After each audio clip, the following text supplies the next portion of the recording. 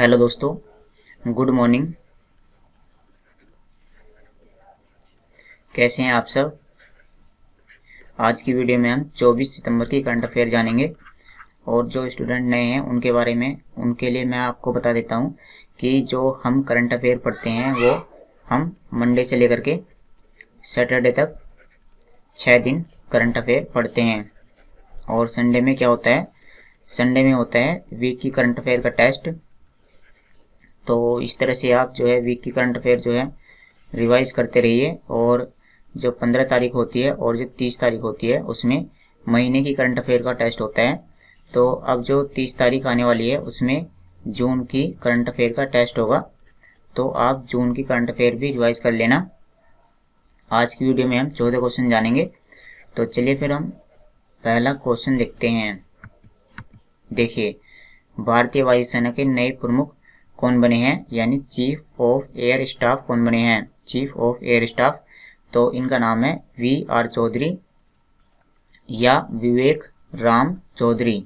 विवेक राम चौधरी बने हैं भारतीय वायुसेना के नए प्रमुख। और इससे पहले कौन थे, इससे पहले थे RKS भदौरिया। तो इन्होंने RKS भदौरिया का स्थान लिया है। और साथ ही साथ में ये जो VR चौधरी हैं या विवेक राम चौधरी हैं, ये भारतीय सेना के उप प्रमुख भी हैं। ये कौन है, ये उप प्रमुख भी हैं।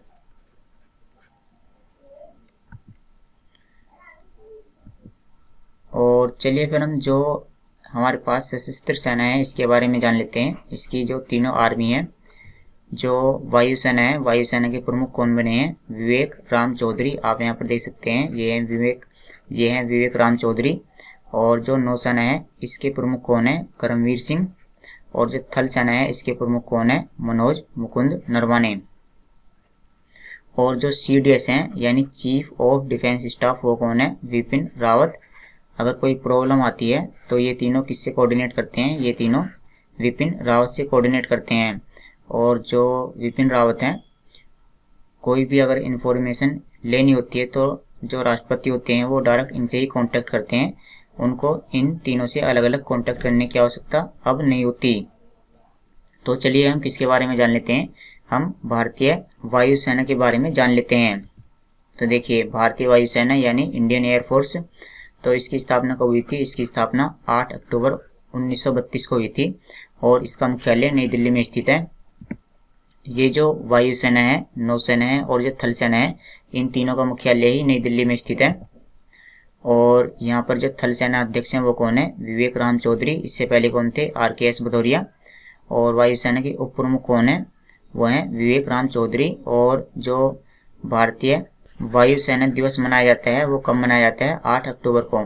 भारतीय वायु सेना दिवस कब मनाया जाता है, 8 अक्टूबर को। ये कुछ यहाँ पर क्वेश्चन है, आप इनको देख सकते हो। जस्टिन ट्रूडो किस देश के लगातार तीसरी बार प्रधानमंत्री बने हैं। तो आप यहाँ पर देख सकते हैं, ये हैं जस्टिन ट्रूडो और ये कनाडा के तीसरी बार प्रधानमंत्री बने हैं। तो चलिए फिर हम कनाडा के बारे में जान लेते हैं। इसकी राजधानी क्या है, इसकी राजधानी है ओटावा। और यह किस महाद्वीप का देश है, यह उत्तरी अमेरिका महाद्वीप का यह देश है। और इसकी मुद्रा क्या है, इसकी मुद्रा है कनेडियन डॉलर इसकी मुद्रा है। और देखिए, कनाडा के बारे में ये क्वेश्चन बनता है कि क्षेत्रफल के हिसाब से विश्व का दूसरा सबसे बड़ा देश कौन सा है, तो वह है कनाडा। और सबसे ज़्यादा बॉर्डर किसका है, सबसे लंबी सीमा वाला देश कौन सा है, सबसे लंबी सीमा वाला देश है कनाडा। और जैसे हम जानते हैं कि इस तरीके से यहाँ पर ये इस तरह से देश आते हैं, ये है कनाडा, उसके बीच में है यहाँ पर अमेरिका USA, ऊपर वाला है कनाडा और नीचे वाला क्या है, मैक्सिको। तो यहाँ पर जो ऊपर वाला कनाडा है या कनाडा, तो कनाडा और जो US के बीच में ये जो लाइन है इसको हम बोलते हैं 49 डिग्री अक्षांश रेखा। तो 49 डिग्री जो अक्षांश रेखा है वो कनाडा और अमेरिका को अलग करती है। 21 सितंबर 2021 में भारत के किन दो समुद्री तटों को ब्लू फ्लैग प्रमाणन से सम्मानित किया गया है। तो भारतीय तट कौन कौन से हैं जिनको ब्लू फ्लैग प्रमाणन यानी सर्टिफिकेट दिया गया है। तो आप यहाँ पर देख सकते हैं इनका नाम है कोवलम और ईडन। कोवलम कहाँ पर स्थित है? कोवलम तमिलनाडु में स्थित है। और ये जो ईडन समुद्री तट है यह पुडुचेरी में स्थित है। यहाँ पर देखिए इसका मतलब समझ लेते हैं। ये जो ब्लू फ्लैग प्रमाणन है इसका मतलब क्या होता है? यह केवल उन्हीं समुद्री तटों को दिया जाता है जो अपने समुद्री तटों को साफ रखते हैं, यानी जिनका जो समुद्री तट होता है वह बिल्कुल साफ सुथरा होता है, वहाँ पर कोई कचरा नहीं होता है। साथ ही साथ में जो वहाँ का जो जल होता है वो भी काफ़ी साफ होता है। तो ये जो ब्लू फ्लैग प्रमाणन यानी ये जो सर्टिफिकेट प्रदान किया जाता है इसको कौन प्रदान करता है? क्या इसको भारतीय सरकार प्रदान करती है? तो ऐसा नहीं है। इसको जो भारत की गवर्नमेंट होती है वह यह प्रदान नहीं करती है। इसको प्रदान किया जाता है FEE के द्वारा। FEE, तो इसके बारे में अभी हम जानेंगे। और इसमें हम जान लेते हैं कि अब भारत के 8 टोटल मिलाकर के 10 समुद्री तट हो गए हैं जिनको ब्लू फ्लैग प्रमाणन दिया जा चुका है। तो आप यहाँ पर देख सकते हैं जो भारत के 10 समुद्री तट हैं वो कौन कौन से हैं, आप यहाँ पर देख लीजिए। जो लास्ट के 2 हैं वो कौन कौन से हैं? कोवलम और ईडन। तो इनको अभी ब्लू फ्लैग सर्टिफिकेट दिया गया है। और ये जो सर्टिफिकेट दिया जाता है यह एक संस्था के द्वारा दिया जाता है। और संस्था कौन सी देश की है? संस्था है डेनमार्क देश की। और जो संस्था है उसका नाम क्या है? फाउंडेशन फॉर एनवायरमेंटल एजुकेशन यानी FEE। समुद्र शक्ति द्विपक्षीय नौसैनिक युद्ध अभ्यास भारत और किस देश की नौसेना के बीच में आयोजित हुआ है? तो समुद्र शक्ति ये जो नौसैनिक अभ्यास है यह भारत और इंडोनेशिया की नौसेना के बीच में हुआ है। और चलिए इसका हम संस्करण जान लेते हैं। इसका संस्करण हुआ है इस साल 3रा, इसका 3rd एडिशन हुआ है। और क्वेश्चन ये भी बनता है कि ये जो अभ्यास हुआ है यह कहाँ पर हुआ है? तो ये अभ्यास हुआ है, आप यहाँ पर देखिए, सुंडा जल डमरू मध्य है। सुंडा जल डमरू मध्य, तो यह इसमें आयोजित किया गया है भारत और इंडोनेशिया के बीच में। और इसका 3रा संस्करण इस बार आयोजित किया गया है। चलिए फिर हम इंडोनेशिया के बारे में जान लेते हैं। देखिए इंडोनेशिया एक एशिया महाद्वीप का देश है और यह एशिया महाद्वीप में साउथ ईस्ट में पड़ता है। इसकी जो राजधानी है वो क्या है? जकार्ता। यहाँ की मुद्रा है इंडोनेशियाई रुपया। और यहाँ के राष्ट्रपति हैं Joko Widodo. The Himalayan film festival 2021 का पहला संस्करण कहाँ आयोजित होगा? तो आप यहाँ पर देख सकते हैं द हिमालयन फिल्म फेस्टिवल, और इसको आयोजित किया जाएगा लेह के अंदर। लेह जो कि लद्दाख के अंदर स्थित है। जो लद्दाख है, लद्दाख की राजधानी क्या है? लेह। तो यह लेह में आयोजित किया जाएगा द हिमालयन फिल्म फेस्टिवल 2021। तो ये जो फिल्म फेस्टिवल है क्या है? दूसरे फिल्म फेस्टिवल से कुछ अलग है या बिल्कुल सेम ही है। तो इसमें ये खास बात है कि इसमें वो सभी राज्य की जो फिल्में हैं वो इसमें भाग लेंगी। जो जैसे हम जानते हैं कि जो हिमालय पर कौन कौन से राज्य पड़ते हैं, तो 8 तो पूर्वी राज्य हैं जिसमें जैसे अरुणाचल प्रदेश है, नागालैंड है, नागालैंड के बाद मणिपुर है, मिजोरम है, असम है, मेघालय है। तो ये सभी राज्य इसमें हिस्सा लेंगे। साथ ही साथ में जो इधर के हैं जैसे उत्तराखंड है और जो हिमाचल प्रदेश है, तो इन सभी राज्यों की जो फिल्में हैं वो इसमें पार्टिसिपेट करने वाली हैं। तो इसका इस साल पहला संस्करण होने वाला है और ये जो आयोजित किया जाएगा यह लेह में आयोजित किया जाएगा। और इसमें जो पुरस्कार प्रदान किए जाएंगे वो भारतीय सरकार के द्वारा, जो इंडियन गवर्नमेंट है उसके द्वारा प्रदान किए जाएंगे। Ramkrishna Bajaj memorial global award 2021 से किसे सम्मानित किया गया है? तो Ramkrishna Bajaj memorial global award 2021, तो आप यहाँ पर देख सकते हैं ये हैं गौतम अडानी और इनको इस अवार्ड से सम्मानित किया जाएगा। और इसका कारण क्या है? इसका रीजन है कि इन्होंने जो उद्योग होते हैं, उद्योग धंधे यानी बिजनेस में इन्होंने अपना काफ़ी योगदान दिया है, तो इसकी वजह से इनको यह अवार्ड से सम्मानित किया जाता है। और देखिए जो ये कार्य करते हैं ये किस फील्ड में कार्य करते हैं? ये अधिकतर जो ग्रीन एनर्जी होती है, ग्रीन एनर्जी, तो उसमें ये कार्य करते हैं। तो ग्रीन एनर्जी का देखिए मतलब क्या है?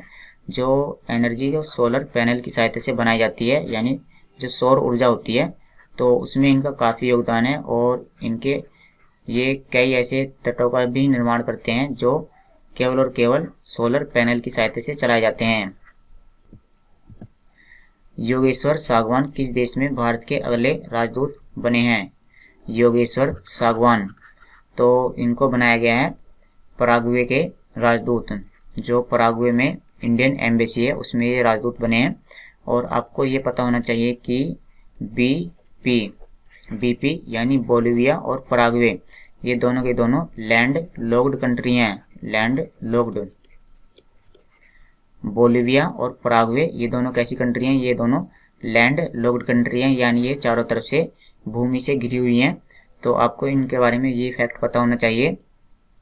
और ये कौन से महाद्वीप में आती हैं? ये जो दक्षिण अमेरिका महाद्वीप है ये उसमें दोनों देश आते हैं। किस भारतीय शहर में 11वें अंतर्राष्ट्रीय शांति सम्मेलन का आयोजन हुआ है? तो ये जो अंतर्राष्ट्रीय शांति सम्मेलन है इसका 11वां संस्करण हुआ है और इसका आयोजन किया गया है लेह के अंदर। जो लद्दाख के अंदर लेह शहर है उसमें इसका आयोजन किया गया है। लेह लद्दाख की राजधानी भी है। तो इसमें और कुछ जानने की आवश्यकता नहीं है।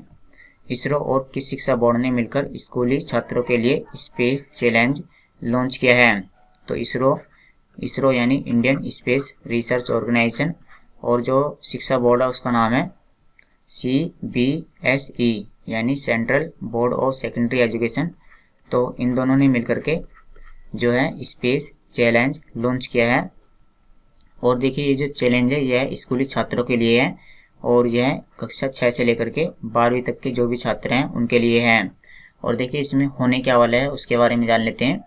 तो जैसा कि इसके नाम से ही पता चलता है स्पेस चैलेंज, तो यहाँ पर जो बच्चे हैं उनको प्रोजेक्ट बनाने के लिए कहा जाएगा। प्रोजेक्ट, तो बच्चे क्या करेंगे? प्रोजेक्ट बनाएंगे और उसका क्या है फिर प्रदर्शन किया जाएगा और उनको जो है कुछ अवार्ड भी दिए जाएंगे। तो इससे क्या होगा कि जो बच्चे हैं 6 से 12वीं क्लास तक के, तो उनको जो है स्पेस के प्रति उनका जो रुझान है वो बढ़ेगा और वो अंतरिक्ष के प्रति अपना इंटरेस्ट डेवलप करेंगे। निम्न में से कौन 2 चोटियों को फतेह करने वाली सबसे तेज भारतीय कौन बनी है? तो देखिए इन्होंने 2 चोटियों को सबसे जल्दी ट्रैवल किया है। ये 2 चोटियों पर सबसे तेज चढ़ी हैं और इनका नाम क्या है? इनका नाम है गीता समोता। गीता समोता ये आंध्र प्रदेश की रहने वाली हैं। साथ ही साथ में ये CISF में भी कार्य करती हैं। CISF जो कि एक अर्धसैनिक बल है और इसकी फुल फॉर्म क्या है? Central industrial security force. तो इसमें ये कार्य करती हैं और इन्होंने 2 चोटियों पर चढ़ी हैं। तो ये जो 2 चोटियां हैं इनके बारे में जान लेते हैं। एक तो चोटी है यूरोप महाद्वीप के अंदर, जो यूरोप महाद्वीप की सबसे ऊंची चोटी है, और दूसरी वाली है, हम यहाँ पर देख लेते हैं दूसरी वाली कहाँ पर है। दूसरी वाली है अफ्रीका महाद्वीप की सबसे ऊंची चोटी। तो जो यूरोप महाद्वीप की सबसे ऊंची चोटी है उसका नाम है माउंट एल्ब्रुस, और जो अफ्रीका महाद्वीप की सबसे ऊंची चोटी है उसका नाम है किलिमंजारो। तो इन्होंने इन दोनों चोटियों पर चढ़ाई की है और ये जो चढ़ाई इन्होंने की है वो सबसे कम समय में की है, इसलिए ये सबसे तेज भारतीय बनी हैं। राष्ट्रीय फ्लोरेंस नाइटिंगेल पुरस्कार से किसे सम्मानित किया गया है? तो फ्लोरेंस देखिए एक नर्स थी जो ब्रिटेन की नर्स थी, इंग्लैंड की एक नर्स थी जिनका नाम क्या था? Florence Nightingale. तो उन्हीं के सम्मान में यह पुरस्कार दिया जाता है। और जैसा कि इसके नाम के आगे राष्ट्रीय लिखा है, तो ये जो पुरस्कार है भारत की सरकार के द्वारा प्रदान किया गया है। तो यह पुरस्कार प्रदान किया गया है, आप यहाँ पर देखिए, SV सरस्वती को। तो ये जो SV सरस्वती हैं ये इंडियन आर्मी में अपनी सेवा प्रदान करती हैं और वहाँ पर ये क्या है? एक नर्स हैं। तो इनको इस पुरस्कार से सम्मानित किया गया है, राष्ट्रीय फ्लोरेंस नाइटिंगेल पुरस्कार। फ्लोरेंस नाइटिंगेल कौन है? ये एक ब्रिटेन की नर्स हैं और उन्हीं के सम्मान में ही इस पुरस्कार को दिया जाता है। डांसिंग विद ड्रीम्स पुस्तक को किसने लिखा है? डांसिंग विद ड्रीम्स, तो इस पुस्तक के लेखक हैं Adityanath Das. Dancing with dreams. विश्व अल्जाइमर दिवस 2021 कब मनाया गया है? तो वर्ल्ड अल्जाइमर्स डे कब मनाया गया है? तो यह दिवस मनाया जाता है 21 सितंबर को। और ये जो अल्जाइमर होता है इसके बारे में जान लेते हैं। अल्जाइमर एक तरह की बीमारी होती है, यह एक तरह का रोग होता है और यह उन व्यक्तियों में पाया जाता है जिनकी आयु 60 वर्ष से ज़्यादा होती है। जो व्यक्ति बुजुर्ग हो जाते हैं तो उनकी जो है याददाश्त कम हो जाती है, तो इसी को ही हम बोलते हैं अल्जाइमर। और जो 2021 की थीम है इसको भी हम देख लेते हैं, नो डिमेंशिया नो अल्जाइमर। विश्व राइनो दिवस कब मनाया जाता है? तो यह मनाया जाता है 22 सितंबर को, वर्ल्ड राइनो डे। तो ये जो राइनोसोरस होते हैं यानी जो गैंडे होते हैं, गैंडे या गैंडा, तो इन्हीं के संरक्षण के लिए यह दिवस मनाया जाता है। तो चलिए फिर दोस्तों, आज की वीडियो में इतना ही। Thanks for watching the video. कल मिलते हैं आपसे। इसकी पीडीएफ आपको जो टेलीग्राम चैनल है वहाँ से मिल जाएगी। साथ ही साथ में जो वीडियो का डिस्क्रिप्शन है, आप वहाँ पर जाओगे तो एक लिंक दिया हुआ है, वहाँ पर आपको सितंबर की सभी दिनों की करंट अफेयर मिल जाएगी।